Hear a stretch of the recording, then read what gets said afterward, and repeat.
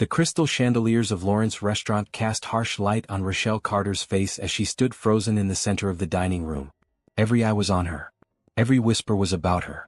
The silver tray in her hands trembled slightly, but she kept her chin up, kept her brown eyes steady, even as humiliation burned through her chest like acid. "I'll give you $2 million if you serve me in Arabic," Nathan Whitmore repeated, his voice carrying across the silent restaurant. He leaned back in his chair, expensive suit perfectly tailored, gray eyes cold with amusement. His business associates laughed, their sound sharp and cruel. $2 million. The words hung in the air like a taunt. Rochelle knew what this was. She had been a server for 3 years at Lawrence, working double shifts, saving every penny. She knew mockery when she saw it. This billionaire CEO, this man whose face graced financial magazines monthly, thought he could buy her dignity for entertainment. Her manager, Pierre, stood near the kitchen door wringing his hands. He wouldn't help. He never did when wealthy customers decided to amuse themselves at staff expense. The other servers had scattered to different stations, relieved they weren't the target. Rochelle took a slow breath. Her heart pounded against her ribs. Her mother's voice echoed in her mind, "Baby, you carry your worth inside you. Nobody can take it unless you hand it over." Beverly Carter had raised her daughter alone, working 3 jobs, teaching her that dignity wasn't for sale. "Sir," Rochelle said, her voice clear and steady, "I don't speak Arabic. I speak English and I speak it well. I can serve you your meal with respect, the same respect I show every guest here. But I won't participate in jokes meant to make me feel small." The silence deepened. Nathan's smile faded. His associates stopped laughing. "I work here because I'm saving money for something important," Rochelle continued. "I work here with pride because honest work is honorable. If you'd like to order dinner, I'm happy to serve you. If you'd prefer a different server, I can arrange that. But I won't pretend your offer was anything other than what it was." She set the tray down on a nearby stand, her hands now steady.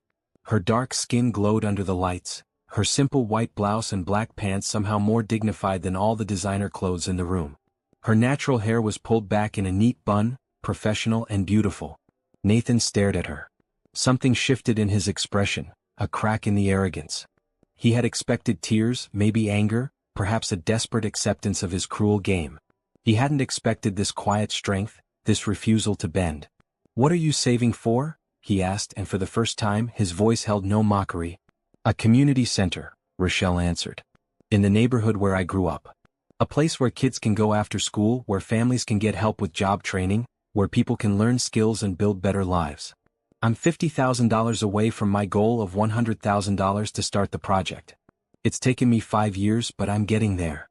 The truth of her words filled the space between them. This wasn't about defending herself anymore. This was about purpose, about something bigger than one humiliating moment. Nathan looked at his plate, then at his associates, then back at Rochelle. "I apologize," he said quietly. "That was wrong. Completely wrong." His associates shifted uncomfortably. Pierre took a step forward, surprised. "Thank you for the apology," Rochelle said. "Would you like to see the menu, or have you decided on your order?" "Professional. Kind. Unbroken." Nathan ordered, his voice subdued.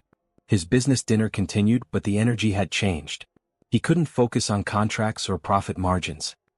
He kept glancing at Rochelle as she moved through the restaurant, serving other tables with the same grace she'd shown him. How long had it been since someone had spoken truth to him?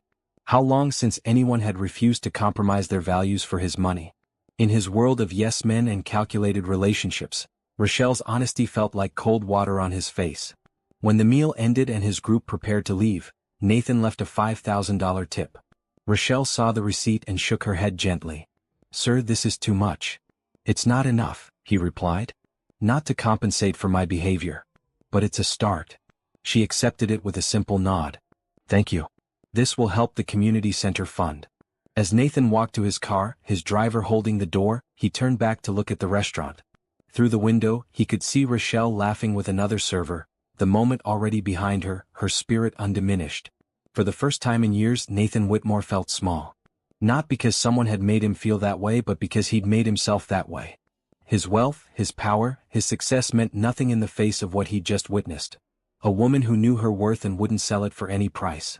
That night, Rochelle rode the bus home to her small apartment, her tips heavy in her pocket. She didn't know that in a car across the city, a billionaire sat in silence, staring at nothing, realizing he'd just met someone who would change his life forever. She didn't know that his mockery, meant to humiliate, had instead become the first step toward something neither of them expected. A love story that would transform them both. The city lights blurred past the bus window. Rochelle smiled, thinking about the community center, about her dream getting closer. She thought briefly about the billionaire who tried to break her spirit, then dismissed it. Some people learned. Some didn't. Either way, she would keep moving forward, keep building, keep believing in kindness and hope. She had no idea he would return. But here's the question that should haunt you. How many times have you watched someone be humiliated and said nothing? How many times have you been the one who stayed silent when courage was needed? If this story speaks to you, if Rochelle's strength inspires you, drop a comment below telling me about a time when standing up for dignity mattered. And if you want more stories about real courage and love that transforms, hit that subscribe button. Because this story is just beginning, and what happens next will remind you that respect and kindness can change everything. The morning sun streamed through Lawrence restaurant windows as Rochelle refilled salt shakers before the lunch rush. Her mind was on the community center budget, calculating how the previous night's tips would accelerate her timeline. She'd already deposited the money, already felt the quiet satisfaction of being closer to her goal. "Excuse me." She looked up. Nathan Whitmore stood at the entrance, dressed more casually than the night before, jeans and a blue button-down shirt. No entourage. No arrogance in his posture. Just a man who looked like he hadn't slept. "We're not open yet," Rochelle said calmly. "Lunch service starts at 11:30. "I'm not here to eat," Nathan replied. "I'm here to apologize properly. May I have a few minutes?" Pierre emerged from the kitchen, eyes wide. Rochelle nodded to her manager. "It's fine. I'll handle it." She gestured to a table near the window. They sat across from each other, morning light between them. Nathan's hands rested on the table, no defensive crossing of arms, no phone to distract him. "I spent all night thinking about what I did," he began. "About who I've become. I built an empire, made billions, and somewhere along the way I forgot how to see people as people. You became a story to tell at cocktail parties. Another server. Invisible." Rochelle listened, her expression neutral but not cold. "When you spoke last night," Nathan continued, "you didn't just call out my behavior. You showed me what I've lost. Dignity. Purpose beyond profit. Connection to something real." He met her eyes directly. "I'm sorry. Genuinely. What I did was cruel and wrong, and you deserved better." The words settled between them. Rochelle saw sincerity in his face, in the way he didn't rush, didn't expect immediate forgiveness. "I accept your apology," she said simply. "Thank you for coming back. Most people wouldn't." "Most people don't meet someone like you," Nathan replied. "Tell me about the community center. If you're willing." This surprised her. "You really want to know?" "I really want to know." So Rochelle told him. About growing up in a neighborhood where resources were scarce but community was strong. About watching talented kids drop out of school because they had nowhere to go after 3 p.m. while parents worked multiple jobs. About the elderly who needed social connection and the adults who needed computer skills and job training. "The building I found is perfect," she explained, her voice warming with passion. "It's an old warehouse on Morton Street. The owner is willing to sell cheap because it needs renovation. With $100,000 I can buy it and do basic repairs. Then we can start programs while raising money for full renovation." Nathan listened like her words were the most important thing he'd heard in years. Because they were. In his world of quarterly earnings and stock prices, he'd forgotten what purpose felt like. $100,000, he said thoughtfully. "You're halfway there after 5 years." "Yes. Another 5 years, maybe less, and I'll have it." "What if you could have it now?" Rochelle's eyes narrowed slightly. "What do you mean?" "I mean I'd like to fund the entire project," Nathan said. "Not as charity. As an investment in something that matters. You have the vision, the connection to the community. I have resources. Let me help." The offer hung between them. Rochelle's first instinct was to refuse, to say she didn't need his money, that she could do it herself. But she heard her mother's voice again.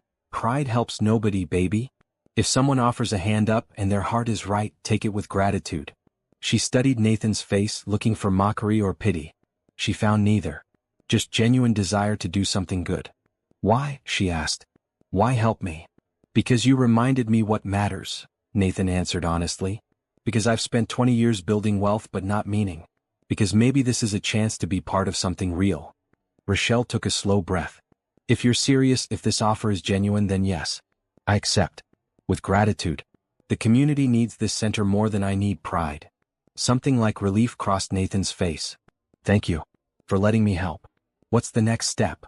They spent the next hour planning. Nathan made calls, connecting Rochelle with his real estate attorney and a construction firm he trusted. He didn't take over, didn't try to control. He asked questions, listened to her vision, and provided resources. The building owner wants $65,000, Rochelle said, checking her notes. That leaves $35,000 for initial repairs and safety updates. We'll start with $200,000, Nathan said. Get the building, do proper repairs, and have funding for first-year programs. Nathan, that's too much. It's not enough for what this will mean to that neighborhood, he replied. Trust me on this. By the time Pierre called that lunch service was starting, they had a plan. Papers to sign, inspections to schedule, a timeline that would have the center open in 6 months instead of 6 years. Rochelle stood, smoothing her server's apron. I need to work my shift. Of course. Nathan stood too. Can I come by this week? See the building with you? Yes. Tuesday afternoon? I'll be there. As Nathan left, Pierre rushed over. What just happened? Something good, Rochelle said, smiling. Something really good. That night, Rochelle called her mother. Beverly Carter listened to the story, quiet until her daughter finished. This man, Beverly said carefully. He's the one who tried to humiliate you? Yes. And now he wants to help? Yes, Mama. I think he learned something. I think he's sincere. Then accept it, baby. God works in mysterious ways. Sometimes the people who hurt us become the people who help us heal. Just keep your eyes open and your heart smart. I will. Rochelle hung up and looked at the stack of community center plans spread across her small kitchen table. 5 years of dreaming, compressed into one morning of possibility. It felt surreal but right. In his penthouse across the city, Nathan stood at the window looking at the skyline. He'd built half those buildings, made money from concrete and steel. But tomorrow he'd start building something different. A space for hope, for growth, for community. And somehow, impossibly, he felt more excited about this than any business deal in the past decade. His phone buzzed. A text from his assistant. Board meeting tomorrow at 9. Quarterly reports ready. Nathan looked at the message, then at the city below. Numbers on spreadsheets suddenly felt hollow. But a community center full of kids learning and families growing, that felt real. He typed a response. Move the meeting to afternoon. I have something important in the morning. Because he did. He had a warehouse to see, a vision to support, and maybe, just maybe, a chance to become someone better than the man who'd offered $2 million for mockery. Rochelle had shown him a mirror. Now it was time to change what he saw in it. The Morton Street warehouse stood like a forgotten promise in the middle of the neighborhood. Rochelle arrived first on Tuesday afternoon, standing on the cracked sidewalk, seeing not what was but what could be. The brick building was solid despite peeling paint. Large windows, currently boarded, would flood the interior with light once restored. The empty lot next door could become a playground. Nathan's car pulled up, black and expensive but not ostentatious. He stepped out, looking around at the neighborhood with clear eyes. Row houses with neat gardens, corner stores with hand-painted signs, children playing stickball in the street. This wasn't a wealthy area, but it was loved, lived in, real. This is it, Rochelle said, gesturing to the warehouse. What do you think? Nathan walked the perimeter slowly. He noticed the strong foundation, the good bones beneath neglect. It's perfect. Location is central, the structure is sound. With proper renovation, this could be incredible. They met the building owner, Mrs. Patterson, an elderly black woman who'd inherited the property from her husband. She shook Nathan's hand firmly, then studied him with sharp eyes. You the money man? She asked directly. Yes, ma'am, Nathan replied. And you, Mrs. Patterson turned to Rochelle, you're the heart. I hope so, Rochelle answered. Good. This neighborhood needs heart more than money, but I suppose it needs both. Mrs. Patterson unlocked the heavy door. Let me show you inside. The interior was dusty but spacious. High ceilings with exposed beams. Concrete floors that could be polished. Enough space for classrooms, a computer lab, a community kitchen, a recreation area. Rochelle moved through the space like she could already see it filled with life. The children's area here, she said, pointing. Computer lab along this wall where the natural light is good. Kitchen in the back so we can do cooking classes and community meals. Main gathering space in the center. Nathan listened, impressed by her vision. She hadn't just dreamed about this, she'd planned every detail. How long have you owned this building? Nathan asked Mrs. Patterson. 20 years. My husband ran a furniture business here. After he passed, I couldn't maintain it. Been looking for the right buyer, someone who'd do something good for the neighborhood. We will, Rochelle promised. This will be a place where everyone is welcome, where people can learn and grow and connect. Mrs. Patterson smiled. Then it's yours. My lawyer will draw up the papers. The deal closed within 2 weeks. Nathan's attorney handled the legal work, and the property transferred smoothly. The day Rochelle held the keys, she stood in the empty warehouse and cried. Happy tears, grateful tears, tears of possibility. Nathan found her like that, standing in the middle of the space, tears running down her face, smiling wider than he'd ever seen. You okay? He asked gently. I'm wonderful, Rochelle said, wiping her eyes. This is real. It's actually real. It's real, Nathan confirmed. Now comes the hard part, making it beautiful. The construction phase began immediately. Nathan connected Rochelle with contractors he trusted, but he made sure she led every decision. What colors for the walls? Bright, welcoming colors. Blue for the main space, green for the children's area, yellow for the kitchen. What kind of furniture? Durable but comfortable. What technology? Computers that would last, internet that wouldn't fail. Nathan visited the site 3 times a week, more than he visited his own office. He wore work boots and casual clothes, talking with contractors, learning about load-bearing walls and electrical systems. His business associates called constantly, confused by his sudden lack of interest in board meetings. Sir, the Henderson deal needs your attention, his assistant said during one site visit. Handle it, Nathan replied, studying blueprints with Rochelle. You have authority to negotiate. But sir, I trust you. Handle it. He hung up and turned back to Rochelle. Sorry. You were saying about the computer lab layout. Rochelle had noticed the shift in him. The man who'd mocked her was disappearing, replaced by someone more genuine, more engaged with life beyond profit margins. It confused her feelings. She'd expected to work with him professionally, keep distance. But distance was hard when someone showed up consistently, listened carefully, and cared deeply about the same things you cared about. Her brother Jordan visited the site one afternoon. He was 17, tall and quiet, studying for college entrance exams. He'd been skeptical about Nathan's involvement. So you're the billionaire, Jordan said, shaking Nathan's hand with careful politeness. I am, Nathan replied. You're Rochelle's brother. She says you're heading to college next year. Maybe. If scholarships come through. They will, Nathan said confidently. Your sister tells me you have a 4.0 GPA and lead the robotics club. Jordan's eyebrows rose. She told you that? She's proud of you. Talks about you constantly. Rochelle smiled, watching her brother's defensive posture soften. Jordan, want to see where the computer lab will be? You could help design the tech setup. For the next hour, Jordan and Nathan discussed technology, programming, the kind of equipment that would best serve students. Nathan made notes, asked Jordan's opinions, treated the teenager's ideas with respect. By the time Jordan left, he'd warmed to Nathan considerably. He's not what I expected, Jordan told Rochelle as they walked to the bus stop. What did you expect? Someone fake. Someone throwing money around for publicity. But he actually listens. Actually cares what we think. Rochelle nodded. She'd noticed the same thing. Nathan didn't dominate conversations or assume his ideas were best. He collaborated, learned, adapted. It was attractive watching someone powerful choose humility. Beverly Carter visited next, her mother's sharp eyes missing nothing.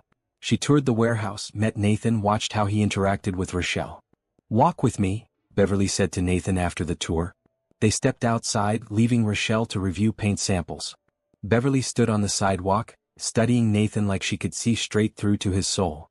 My daughter is special, Beverly said. She's got a heart bigger than this whole city. And she's been hurt before by people who didn't deserve her. I understand, Nathan replied. Do you? Because I watched you come into our lives with money and influence can be dangerous things around good people. Mrs. Carter, I'm not here to hurt Rochelle. I'm here because she reminded me what it means to live with purpose. Because she's building something that matters and I want to be part of it. You hurt her once already, Beverly said bluntly. That restaurant stunt. I did. And I apologized.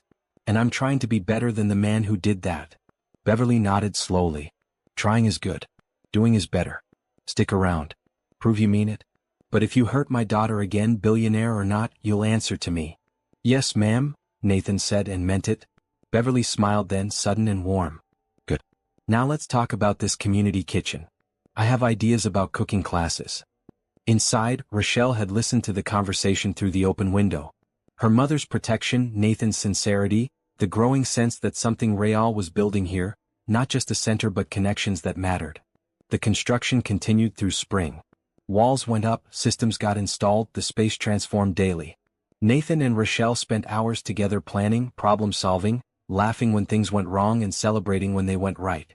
And slowly, quietly, without either admitting it yet, they were building something else too, a foundation for love. By early summer, the community center was taking shape in ways that exceeded everyone's expectations. The blue walls glowed with fresh paint. The computer lab had 20 new stations arranged in a welcoming semicircle.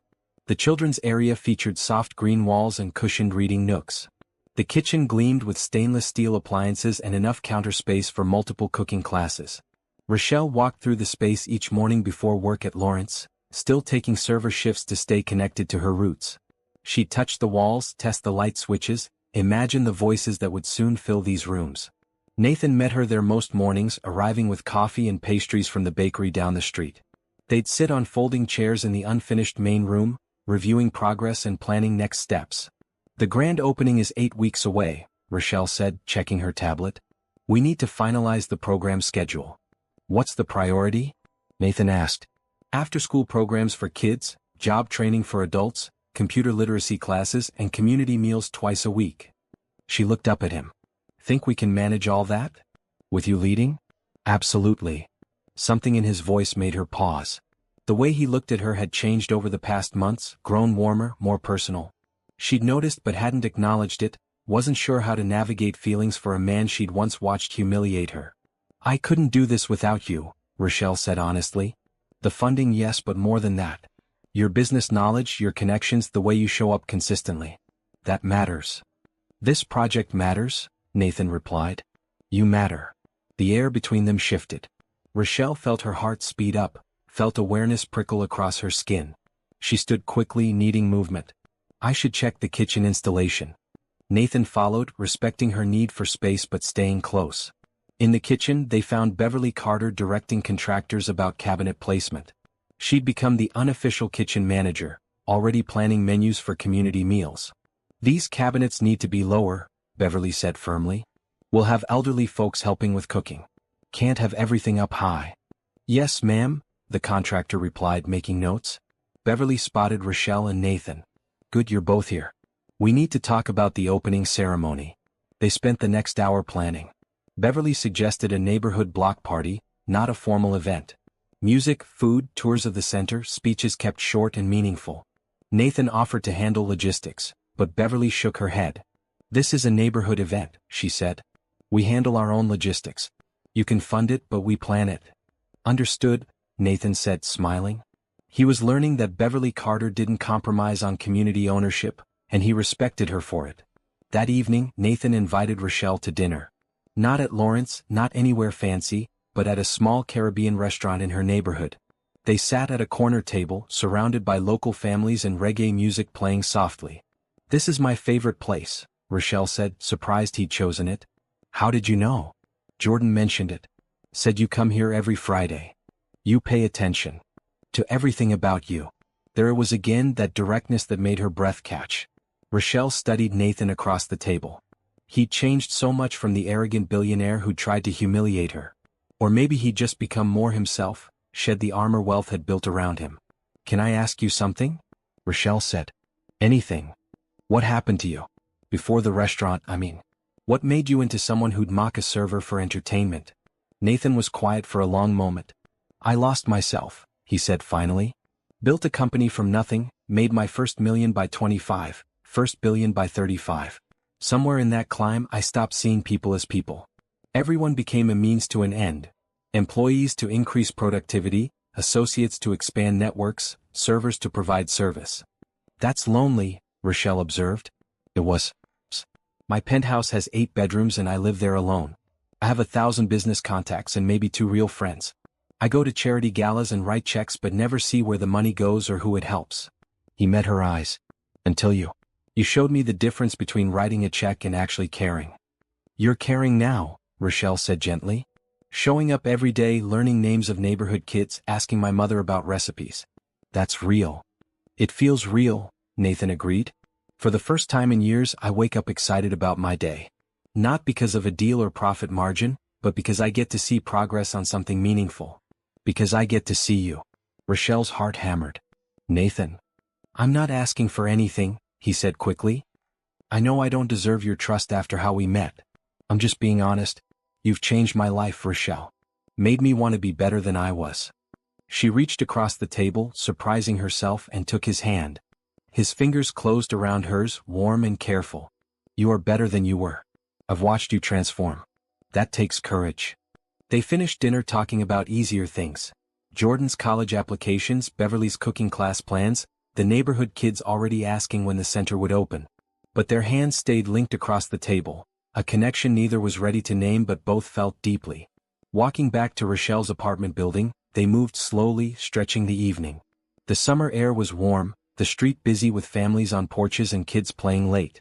This is my neighborhood, Rochelle said. This is what community looks like. It's beautiful, Nathan said. And he meant it. Not beautiful like his wealthy enclaves with manicured lawns and privacy walls, but beautiful in realness, in connection, in people who knew each other's names and looked out for each other. At her building entrance they paused. The moment felt significant, poised on an edge. Thank you for dinner, Rochelle said. Thank you for your company. For everything. He wanted to kiss her. She saw it in his eyes, felt her own desire rising to meet his. But instead, she squeezed his hand once more and stepped back. See you tomorrow? She asked. Tomorrow. Always tomorrow. Rochelle went inside, climbed the stairs to her apartment, closed the door and leaned against it, heart racing. Feelings were complicated. Nathan had hurt her once, helped her immensely, and somewhere in the process, started meaning something more than funding or friendship. Nathan drove home to his empty penthouse, poured a drink he didn't want, and stood at the window watching the city lights. He'd dated before, brief relationships with women from his social circle, but this was different. Rochelle was different. She saw him truly, held him accountable, believed he could be better. He was falling in love with her. Had been for weeks. And he had no idea if she could ever feel the same about the man who'd once tried to humiliate her for sport. But he'd keep showing up. Keep building the center. Keep proving through actions that he'd changed. Because Rochelle Carter had given him something more valuable than any business success. A reason to be worthy of respect. And if that meant loving her quietly, supporting her dreams without expectation, then that's what he'd do. Because real love, he was learning, wasn't about possession or conditions. It was about showing up consistently and caring about someone else's happiness as much as your own. The community center project entered its final phase as summer deepened. Finishing touches were everywhere. Frames being hung on walls, books arriving for the library nook, computer software being installed. Rochelle had quit her job at Lawrence the week before, dedicating full time to the center's launch. Nathan noticed everything about her. The way she tucked her hair behind her ear when concentrating. How she hummed while arranging furniture.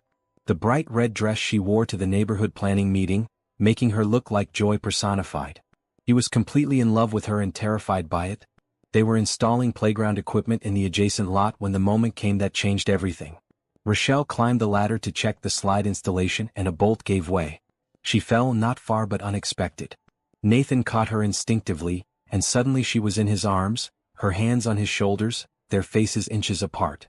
You okay? He asked, voice rough. Yes. Thank you. But neither moved.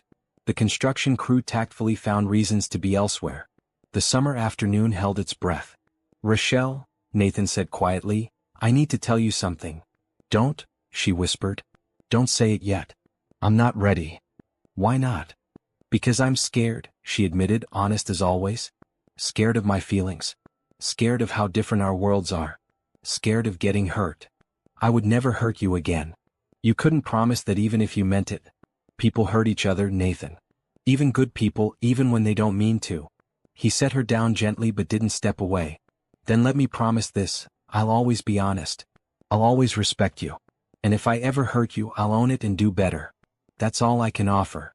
Rochelle looked up at him, this man who'd transformed from her worst moment into someone she couldn't imagine her life without. I have feelings for you too. Feelings that terrify me. You're a billionaire CEO. I'm a woman from a working-class neighborhood starting a community center. So So our lives don't match, Nathan. What happens when this project is done? When the excitement wears off? You'll go back to your world, your business dinners and charity galas. What if I don't want that world anymore? Nathan asked. What if this is my world now, this neighborhood, this center? You say that now. I mean it forever. The words hung between them, huge and terrifying and thrilling. Rochelle felt tears prick her eyes. I don't know how to do this. How to trust this. Then don't trust it yet. Just stay open to possibility. Let me keep showing up. Let me prove that I'm here for the right reasons. She nodded slowly. Okay. But slow, Nathan. We go slow. However slow you need. They returned to work, but everything felt different now. Acknowledged feelings changed the air between them, made every glance more meaningful, every accidental touch electric. Jordan noticed first. He'd been helping install computers when he saw Nathan watching Rochelle arrange books, his expression unguarded and tender. You're in love with my sister? Jordan said bluntly. Nathan didn't deny it. Yes. Does she know? She knows. And we're taking it slow. She needs time to trust this. Jordan nodded, considering. You heard her before. That restaurant thing. She didn't tell anyone, but I could see it hurt her.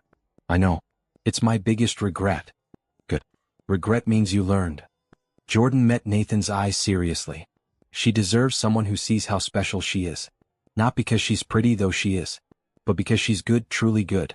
She makes everyone around her better. I know, Nathan said again. She made me better. Then don't mess this up. My sister doesn't give her heart easily. If she gives it to you, treasure it. I will. I promise. Beverly noticed next, watching Rochelle float through the center humming love songs, touching the playground equipment where Nathan had caught her, smiling at her phone when he texted. Baby, Beverly said one evening as they painted the community kitchen cabinets, you got feelings for that man. Not a question. A statement. Rochelle didn't lie to her mother. Yes, Mama. I do. And I don't know what to do about it. Why do you need to do something? Why not just feel them? Because it's complicated. He's rich, I'm not. He lives in a different world. Beverly set down her paintbrush. Love doesn't care about worlds, baby. Love cares about character. That man has shown up every day for months. He listens to you, respects this community, treats Jordan like family. Those are the things that matter. But what if it doesn't work? What if the differences are too big? What if the moon falls? Beverly countered. What if the sun forgets to rise? You can't live in what if, Rochelle. You can only live in what is. And what is this? A good man loves my daughter and she loves him back. That's a gift. Don't refuse it out of fear. Rochelle hugged her mother, feeling tears come. I'm scared, Mama. Being scared means it matters. That's okay. Just don't let fear make decisions. Let love make decisions. That night, Rochelle texted Nathan, Can we talk tomorrow? Just us. He responded immediately, anytime. Anywhere. They met at the construction site after the crew left. The center was nearly complete, beautiful in the evening light. They sat on the front steps, the neighborhood alive around them with dinner smells and children's laughter. I've been thinking, Rochelle began, about what you said, about possibility. And I want to try. I want to see where this goes. But I need you to understand something. I won't lose myself. My values, my connection to this neighborhood, my purpose. Those aren't negotiable. I wouldn't want you to lose any of that, Nathan said firmly. Those things are why I love you. There it was. The word. Spoken clearly, no hedging. You love me? Rochelle asked, voice soft. Completely. Hopelessly. Specifically you, your strength, your kindness, your vision, the way you make everyone around you better. I love you, Rochelle Carter. She took a shaky breath. I love you too. Even though it scares me. Even though I don't know how this works. I love you. Nathan pulled her close and she let him, resting her head on his shoulder. They sat like that as the sun set, not kissing yet, just being together, letting the truth of their feelings settle around them. What now? Rochelle asked. Now we keep building. The center, us, a life that matters. Together. Together, she agreed. The first kiss happened later, walking to her apartment. Nathan stopped under a streetlight, turned to face her, cupped her face gently in his hands. May I? He asked. Yes. It was tender, careful, full of promise. A kiss that tasted like new beginnings and second chances. When they pulled apart, both were smiling. I've wanted to do that for months, Nathan admitted. Worth the wait. Worth everything. Rochelle laughed, feeling lighter than she had in years. Love was terrifying and wonderful, risky and right. She'd built a community center from determination and dreams. Maybe she could build a relationship the same way, with patience, honesty and faith that good things were possible. As Nathan drove home that night, he felt complete in a way he'd never experienced. Love was better than any business success, more fulfilling than any amount of wealth. Rochelle had given him purpose, community and now this. Her heart, carefully offered, completely precious. He'd treasure it, protect it, earn it every day through actions and choices. Because real love wasn't about grand gestures or expensive gifts. It was about showing up, being present, choosing each other again and again. And that, Nathan was learning, was the best investment he'd ever made. The morning of the community center's grand opening arrived with perfect weather. Bright sunshine, comfortable temperature, a gentle breeze that felt like a blessing. Rochelle woke early in her apartment, looking at the blue dress hanging on her closet door. Blue like hope. Blue like possibility. Blue like the walls of the center that had consumed her life for the past 6 months. Beverly was already in the kitchen making breakfast. Big day, baby. How you feeling? Terrified. Excited. Grateful. All of it at once. That's how you know it matters, Beverly said, handing her daughter coffee. Eat something. You'll need your strength. Jordan emerged from his room, wearing a green button-down shirt and khakis. I still can't believe this is happening. 5 years you dreamed about this. We dreamed about it, Rochelle corrected. This isn't mine. It's ours. The neighborhood's.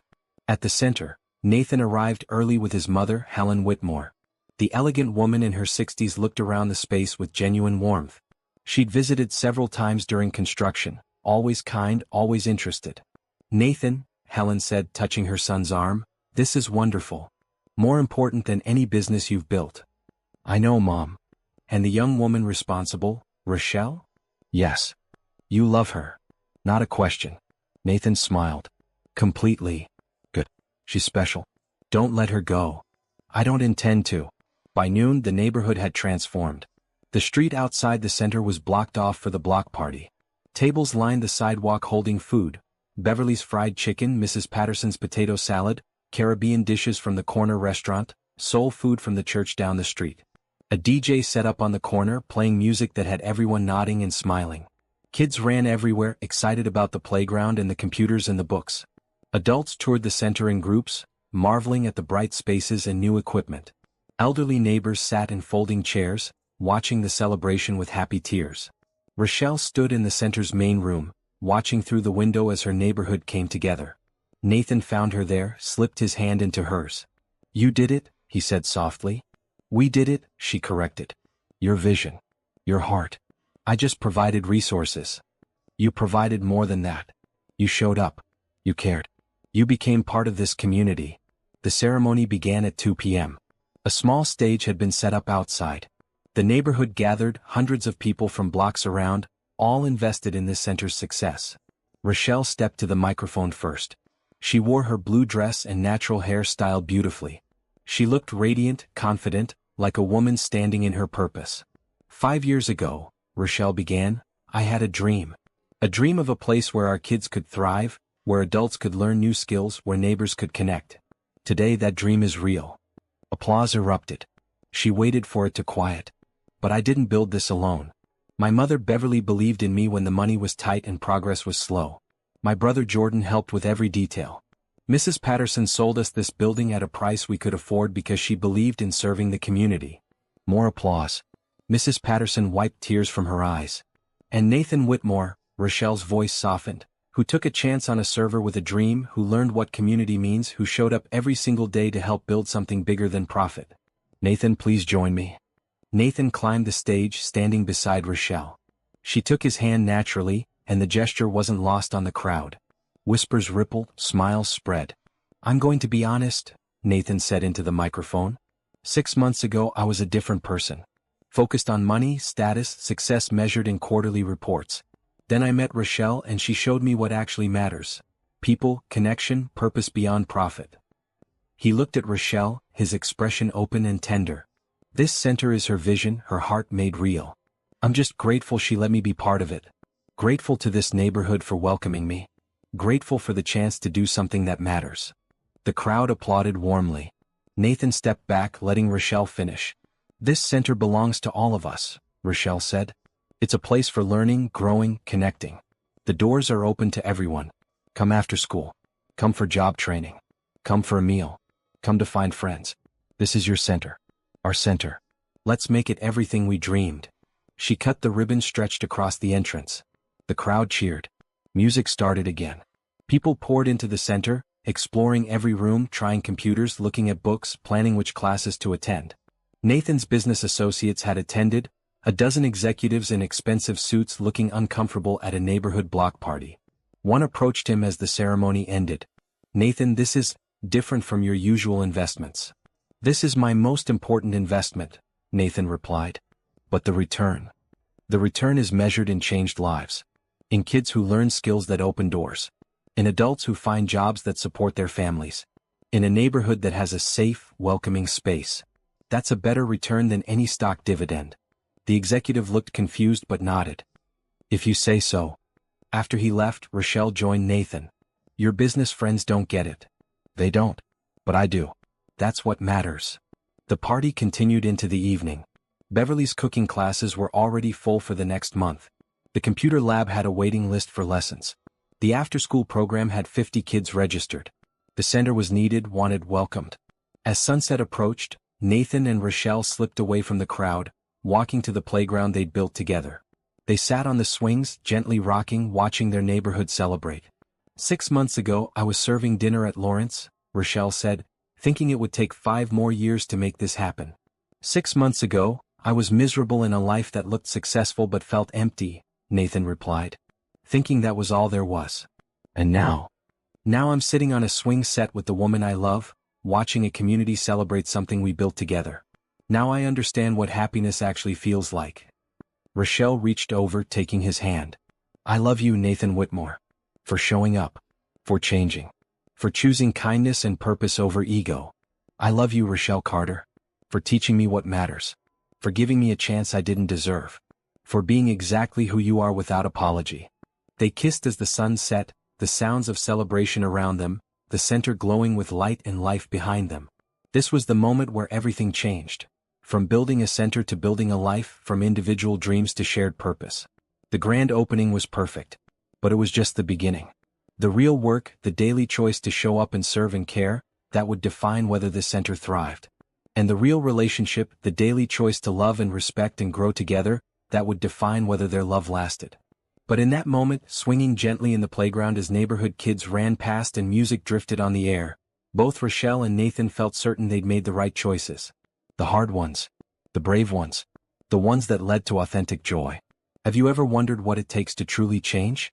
Have you watched people claim transformation but never prove it through action? If Nathan's journey from arrogance to authenticity inspires you, if Rochelle's courage to trust again speaks to your heart, leave a comment sharing your own story of second chances. And hit that subscribe button because this story isn't over. The center is open, the love is real, but life has more lessons to teach. Stay with us. 3 weeks after the grand opening, the community center buzzed with constant activity. Kids filled the after-school program, their laughter echoing through the halls. Adults attended computer classes and job training sessions. The community kitchen hosted cooking lessons twice a week, always packed. The center had become exactly what Rochelle dreamed, a heartbeat of neighborhood life. But for Nathan, something felt unfinished. He and Rochelle were officially dating, spending time together daily, but they'd settled into a comfortable pattern that felt safe rather than fully honest. He needed to say something he'd been holding back. He found Rochelle in the children's area one evening after the center closed, arranging new books on the shelves. She wore jeans and a maroon sweater, her hair down, completely relaxed in her element. Hey, Nathan said from the doorway. Got a minute? She looked up, smiling. For you? Always. What's up? Can we go somewhere? I need to talk to you about something important. Her smile faded slightly, concern crossing her features. That sounds serious. Everything okay? Everything's fine. Better than fine. I just need to say something I've been holding on to. They walked to a small park a few blocks from the center. Evening was settling in, street lights beginning to glow. They sat on a bench beneath a large oak tree, the neighborhood quiet around them. Nathan took her hand, holding it carefully between both of his. Rochelle, I need you to know something. Really know it, not just hear it in passing. I'm listening. I love you, he began. I've said that before and I meant it. But I need you to understand the depth of it. You didn't just change my life. You gave me one worth living. Rochelle's eyes filled with tears. Before you, Nathan continued, I had success but no purpose. Wealth but no meaning. I was surrounded by people but completely alone. I measured my worth in dollars and market share, and it left me empty. Nathan. Let me finish. Please. He squeezed her hand gently. When you refused to participate in my mockery that night at Lawrence, you held up a mirror. You showed me what I'd become. Someone who used money as power, who didn't see people as human. And instead of hating me, you gave me a chance to be better. A tear rolled down Rochelle's cheek. You took that chance. You did the work of changing. Because you inspired it. Because you showed me what real strength looks like, real dignity, real purpose.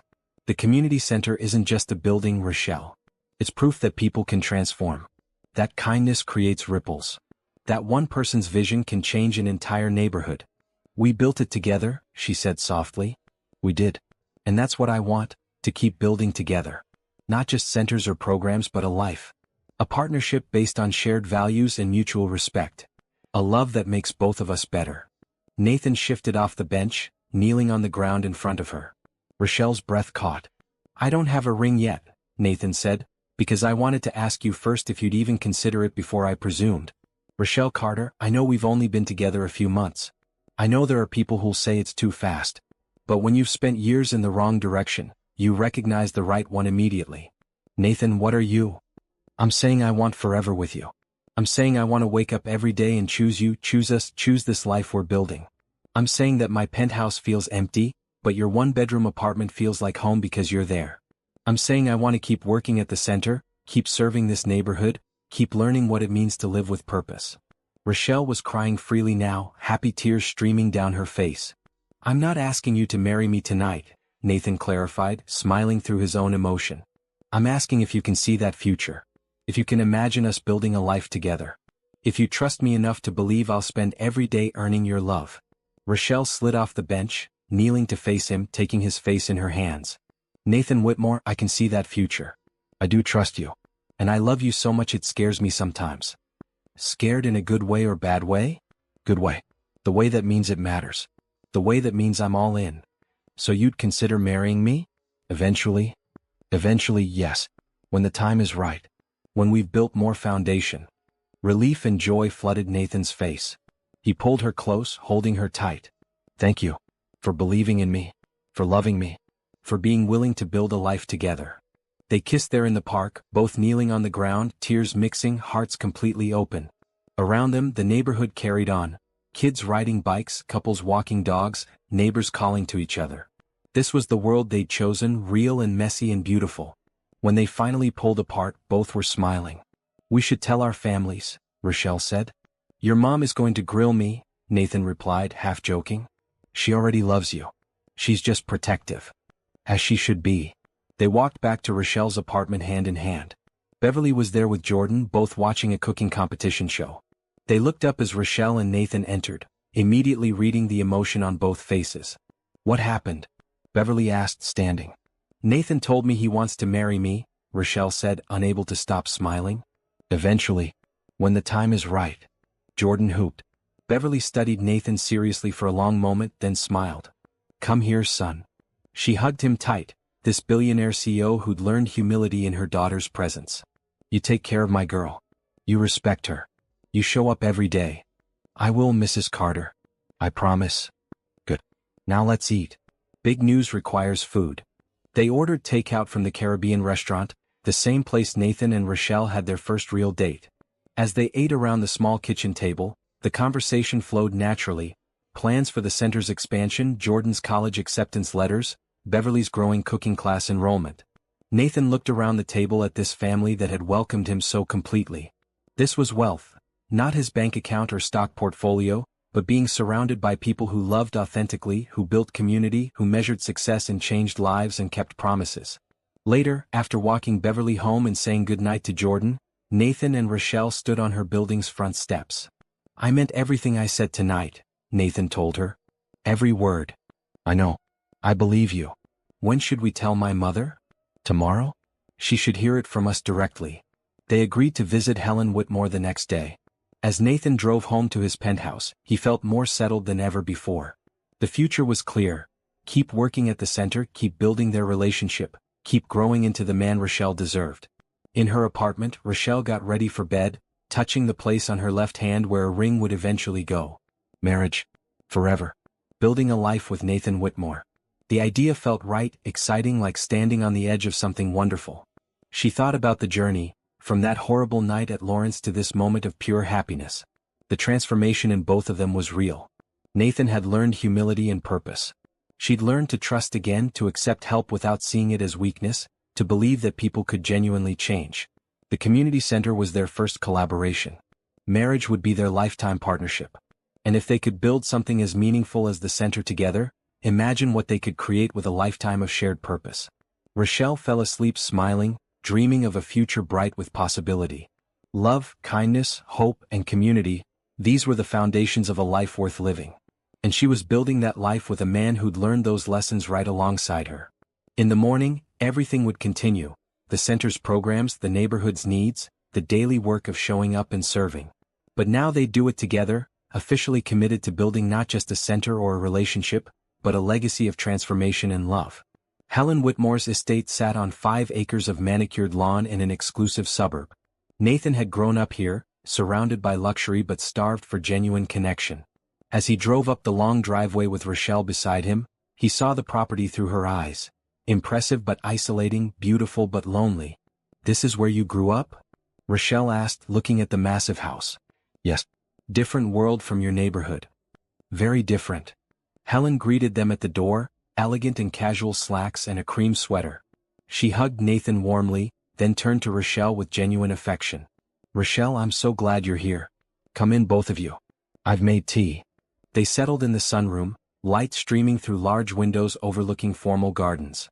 Helen poured tea into delicate china cups, playing the perfect hostess, but her eyes were sharp and knowing. "So," Helen said, sitting back with her cup, "what brings you both here on a Sunday morning?" Nathan took Rochelle's hand. "Mom, I've asked Rochelle if she can see a future with me. If she'd consider marriage when the time is right." Helen's face lit up with joy. "And?" "She said yes," Nathan answered, smiling at Rochelle. "Thank goodness," Helen said, setting down her tea. "I was hoping you'd figure this out sooner rather than later. Rochelle, welcome to the family officially. Though honestly, you've been family since the day Nathan came home from that restaurant changed." "Changed how?" Rochelle asked curiously. "He questioned everything," Helen explained. "Called me that night, told me about a server who'd refused to compromise her dignity. Said he'd been wrong, needed to be better. I knew then someone special had entered his life." "Mom," Nathan said, embarrassed. "It's true. You'd been drifting for years, successful but unhappy. Then suddenly you had purpose. The community center project, yes, but more than that. You had someone who believed you could be better and gave you the chance to prove it." Helen turned to Rochelle directly. "My son wasn't raised to be cruel. His father and I taught him values. But wealth and success can corrupt those values if you're not careful. Nathan lost his way. You helped him find it again. For that, I'm deeply grateful." "He found it himself," Rochelle said. "I just showed him what was possible." "That's generous of you," Helen replied, "but don't minimize your impact. The community center is transforming that neighborhood. Nathan's business is shifting towards social impact. And most importantly, my son is happy for the first time in a decade. That's because of you." They talked for hours. Helen wanted to know everything about the center's programs, about Rochelle's family, about their plans. She offered to volunteer at the center, teaching etiquette classes that Rochelle initially worried might be too formal for the neighborhood. "Not stuffy etiquette," Helen clarified. "Practical skills. How to interview for jobs, how to navigate professional environments, how to write business emails. Things I know that could help people." "That would be wonderful," Rochelle said, warming to the idea. "We could call it professional skills development." "Perfect." As they prepared to leave, Helen pulled Nathan aside. "You're making the right choice. Rochelle is extraordinary. Don't let her go." "Never," Nathan promised. "And son? The prenuptial agreement your father's lawyers will insist on. What about it? Don't let money complicate this. Protect your assets if you must, but make sure Rochelle knows she's not marrying your bank account. She's marrying you." "I'll handle it, Mom." In the car driving back to the city, Rochelle was quiet. "What are you thinking?" Nathan asked. Your mother mentioned a prenuptial agreement. Don't worry about that. I'm not worried. I think we should have one. Nathan glanced at her, surprised. You want a prenup? Yes. I'm not marrying you for money, Nathan. I need that to be crystal clear. A prenuptial protects both of us. It says our marriage is based on love, not finances. You're amazing, Nathan said, reaching for her hand. You know that. I'm practical. Money ruins relationships when people aren't honest about it. Let's be honest from the start. Back at the community center that afternoon, they found it busy as always. Kids in the computer lab, adults in job training, a cooking class in progress. Beverly waved from the kitchen, flour dusting her apron. Jordan approached them holding a letter. It came. Full scholarship to MIT. Rochelle screamed and hugged her brother. Nathan shook his hand, proud. I knew it. Congratulations, Jordan. Part of it is because of the robotics program we developed here, Jordan said. I used the center's tech lab for my scholarship project. This place changed my trajectory. You changed your trajectory, Rochelle corrected. We just provided space. That space mattered, Jordan insisted. And not just to me. Look around. He was right. The center was thriving beyond initial projections. 50 kids in after-school programs. 20 adults in job training. Community meals serving 70 people twice weekly. The computer lab booked solid from 3 p.m. to 9 p.m. The impact was measurable and growing. Nathan's business had also transformed. He'd restructured his company to focus on social impact investing, directing capital toward businesses that created community value alongside profit. His board had been skeptical initially, but the results spoke for themselves. Strong returns plus measurable social good. I have a proposal, Nathan said to Rochelle that evening as they reviewed center programs. Let's create a foundation. The Carter Whitmore Foundation focused on replicating this center model in other neighborhoods. Rochelle looked up from her tablet. That's ambitious. It's possible. We've proven the model works. Other neighborhoods need this too. You really want to do this long-term? Scale it up? I want to spend my life doing this. With you. Building centers, transforming neighborhoods, proving that business and social good aren't mutually exclusive. Rochelle stood, moving around the desk to sit beside him. Nathan Whitmore, I love how your mind works. Yes. Let's build a foundation. Let's scale this up. Let's change as many communities as we can. They kissed, their shared vision as much a bond as their romantic love. This was what partnership looked like. Shared values, complementary skills, unified purpose. Over the next months, they worked on the foundation while maintaining the center's operations. Helen Whitmore's professional skills development class became wildly popular. Jordan returned on college breaks to teach robotics. Beverly expanded cooking classes to include nutrition education and meal planning. The neighborhood embraced them both fully. Nathan was no longer the billionaire, but Nathan who fixed the playground, or Nathan from the center. He'd earned his place through consistent presence and genuine care. Rochelle's vision kept expanding. She wanted centers in 10 neighborhoods within 5 years. She wanted job placement programs, mental health resources, arts education. She wanted to prove that investing in community created returns that mattered more than profit margins. And Nathan supported every vision, every expansion, every ambitious dream. Because he'd learned from Rochelle that purpose-driven work was the only work worth doing. That wealth meant nothing without meaning. That success wasn't about how much you accumulated but how much you gave. They were building something beautiful together. A network of care, a model of service, a proof that transformation was possible for individuals and communities alike. But they were also building something personal. A relationship based on mutual respect, shared values, and genuine love. They weren't rushing to marriage, taking time to build strong foundation. But both knew the destination was certain. The ring would come eventually. The wedding would happen when the time felt right. But the real commitment was already there. In every shared decision, every solved problem, every program they built together. Love wasn't just a feeling. It was a choice made daily, through actions and priorities and consistency. And Nathan and Rochelle were choosing each other, choosing their community, choosing a life defined by hope and kindness and positive impact. That was the real happy ending. Not a moment but a direction, not an achievement but a commitment, not perfection but persistent choice to keep showing up and keep caring and keep building something meaningful together. The news broke on a Tuesday morning.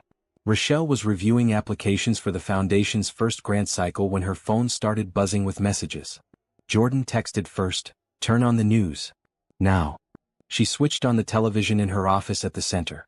A business news channel was running a story about Nathan, featuring a slick-looking man in his 40s identified as Gregory Hamilton, CEO of Hamilton Industries. Nathan Whitmore's sudden interest in philanthropy is suspicious, Gregory was saying, his smile sharp. A man known for ruthless business practices suddenly becomes a community hero? This is clearly a publicity stunt. And his relationship with Rochelle Carter is just part of the narrative he's crafting. Rochelle felt her blood turn cold. Her phone rang. Nathan. I'm seeing it, she said immediately. I'm so sorry, Nathan replied, anger and frustration clear in his voice. Gregory is a competitor who lost a major contract to my company last year. This is revenge. What do? We respond with truth. Can you come to my office? We need to make a statement together. Within an hour, more outlets picked up the story. Gregory had receipts, old business articles about Nathan's aggressive tactics, quotes from former employees calling him demanding and cold, photos of him at expensive galas during the years before he met Rochelle. He was painting a picture of a calculated image rehabilitation, suggesting the community center was a tax write-off and Rochelle was a prop. The neighborhood heard the accusations. Some people began questioning whether Nathan's involvement had been genuine. Whispers started, maybe it was all for show. Maybe he's using us. Maybe Rochelle was fooled too. At Nathan's downtown office, his PR team had assembled. Rochelle sat beside Nathan at the conference table, holding his hand as the team presented response options. We deny everything, one PR person suggested. Hit back hard at Gregory's credibility. We ignore it, another said. Don't give the story oxygen. Nathan shook his head. Neither of those feels right. We respond with truth but not through press releases. Through the people who actually know what's real. What do you mean? Rochelle asked. We go to the center. Tonight. We open the doors and invite the neighborhood to talk to us directly. Let them ask questions. Let them decide if my change was real or fake. The PR team looked horrified. That's risky. You can't control that narrative. I don't want to control it, Nathan replied. I want it to be honest. By 6 p.m. the community center's main room was packed. News cameras had been denied entry, but neighborhood residents filled every chair and lined the walls. The energy was tense, questioning. Rochelle stood at the front with Nathan, Beverly beside her, Jordan in the front row, Helen Whitmore seated prominently. Thank you all for coming, Rochelle began, her voice steady despite her racing heart. You've seen the news. You've heard someone accuse Nathan of faking his transformation, of using me in this center for publicity. You deserve to hear the truth directly. She gestured to Nathan. But more importantly, you deserve to speak truth. This is your center. You've seen Nathan here almost daily for 8 months. You've worked with him, talked with him, watched how he shows up. So I'm going to step aside and let you ask whatever you need to ask. An elderly man in the third row stood. Mr. Whitmore, that TV man showed articles about your business practices. Said you were ruthless. Were those articles true? Nathan met his eyes directly. Yes, sir. I was ruthless in business. I prioritized profit over people. I made decisions that hurt employees and communities. That was who I was and I'm not proud of it. So you did change? The man pressed. I did. Meeting Rochelle showed me what I'd become and gave me a chance to be better. This center isn't a publicity stunt. It's the most important thing I've ever built. A middle-aged woman raised her hand. My son is in the after-school program. You know his name. You ask about his grades. If this was fake, would you know these details? Nathan smiled slightly. Your son is Marcus. He wants to be an engineer. He's struggling with algebra but excelling in science. I remember because I care. Wait, Marcus. That's a band name. Let me rewrite this section. A middle-aged woman raised her hand. My son is in the after-school program. You know his name. You ask about his grades. If this was fake, would you know these details? Nathan smiled slightly. Your son is Terrell. He wants to be an engineer. He's struggling with algebra but excelling in science. I remember because I care. A teenager stood in the back. My mom lost her job last year. You helped her with the job training program, updated her resume, practiced interviews. She got hired at the hospital. Was that fake? Absolutely not, Nathan replied. Your mother is talented and hardworking. She just needed someone to see it. I'm glad the program helped. Beverly Carter stood. I've watched this man for 8 months. Watched him paint walls, install equipment, listen to teenagers, respect elders. Watched him fall in love with my daughter honestly. I'm a mother. I know fake from real. This is real. Helen Whitmore stood next. I'm Nathan's mother. I raised him with values that got lost in his climb to success. Rochelle helped him find those values again. This isn't publicity. This is who my son is choosing to become. Jordan rose. Nathan helped me with college applications even though it wasn't his job. He treated me like family, not like a task on a checklist. That's not fake. Mrs. Patterson stood. I sold him this building. I could have sold to developers who'd pay more. But I chose Nathan and Rochelle because I saw their hearts. Still see their hearts. Don't let some bitter man on TV tell you what you've witnessed with your own eyes. One by one, neighborhood residents stood and shared stories. Nathan fixing the playground equipment when it broke. Nathan staying late to help a father fill out job applications. Nathan bringing coffee every morning and knowing how everyone took it. Nathan showing up when it snowed to shovel the walkways. Nathan remembering birthdays, asking about sick relatives, celebrating small victories. Rochelle watched with tears streaming down her face. This was the truth Gregory Hamilton couldn't manipulate. Real relationships, real transformation, real community. After the last person spoke, Nathan stood. Thank you, all of you, for giving me a chance I didn't deserve. For letting me become part of this neighborhood. For teaching me what actually matters. Whatever the news says, whatever Gregory Hamilton claims, you know the truth. You've lived it with me. The room erupted in applause. People stood, coming forward to shake Nathan's hand, hug Rochelle, affirm their support. Outside, the news cameras caught footage of the community emerging unified. Reporters asked for comments. Beverly Carter spoke. We know our own. Nathan is our own now. And we don't abandon our own based on lies from people who don't live here. The narrative shifted overnight. The story became, community rallies behind transformed billionaire. Gregory Hamilton's accusations looked hollow against dozens of testimonies from actual residents. News outlets interviewed people from the neighborhood, all sharing similar stories of Nathan's genuine involvement. Gregory tried to double down, but no one was listening anymore. His business rivals saw through the revenge tactics. His credibility crumbled. Within a week, he issued a terse apology and disappeared from the news cycle. At the center that Friday, life returned to normal. Kids in programs, adults in classes, community meals being served.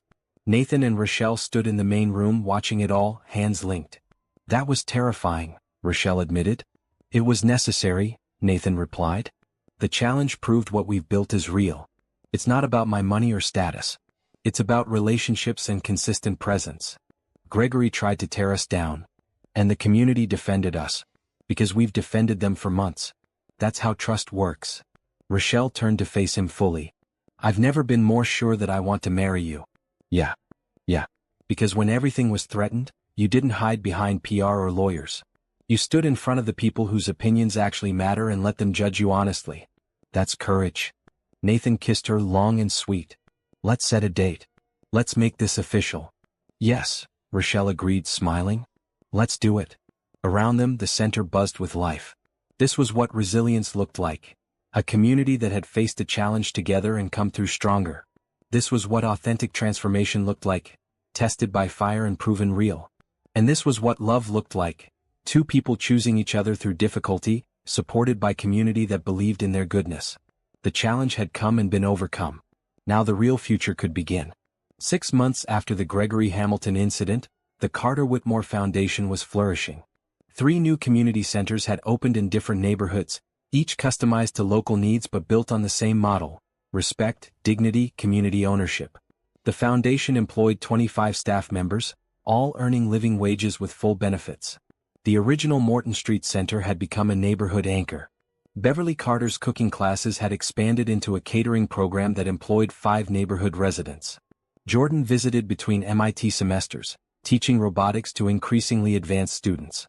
Helen Whitmore's professional skills classes had helped 32 people find better jobs. And on a beautiful spring Saturday, the center prepared for a wedding. Rochelle stood in the children's area, now temporarily converted into a bridal suite. Her wedding dress was simple but stunning, flowing ivory fabric, elegant cut, nothing ostentatious. Her natural hair was styled in beautiful locks adorned with small white flowers. She wore her grandmother's pearl earrings and a bracelet Beverly had given her that morning. "You ready, baby?" Beverly asked, adjusting Rochelle's veil. "More ready than I've ever been for anything," Rochelle replied, smiling at her reflection. "Nathan's a good man. He proved it over and over. Your daddy would have liked him. Rochelle's father had passed away when she was young, but she felt his presence today. I think so too, Mama.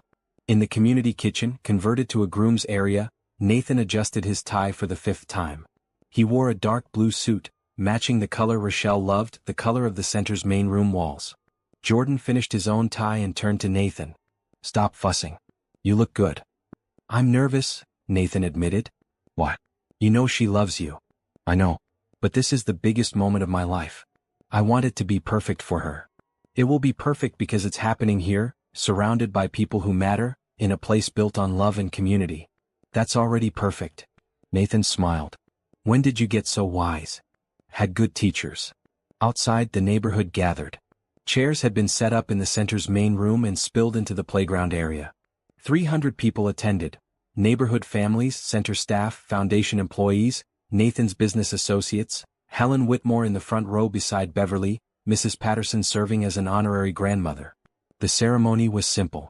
Jordan walked Rochelle down the aisle. Beverly read a poem about love and partnership. Helen spoke about the power of transformation and second chances. A local minister who'd watched Nathan's change firsthand officiated. When it was time for vows, Nathan went first. Rochelle, he began, his voice strong despite emotion. You saved my life. Not dramatically, not physically, but completely. You showed me what I'd become and believed I could be better. You gave me purpose when I was drowning in meaningless success. You taught me that real wealth is measured in relationships and impact, not dollars. He took her hands, holding them carefully. I promise to spend every day earning your love. To show up consistently. To respect your vision and support your dreams. To be a partner who listens and learns. To choose kindness and hope and community above ego and profit. To love you with actions, not just words.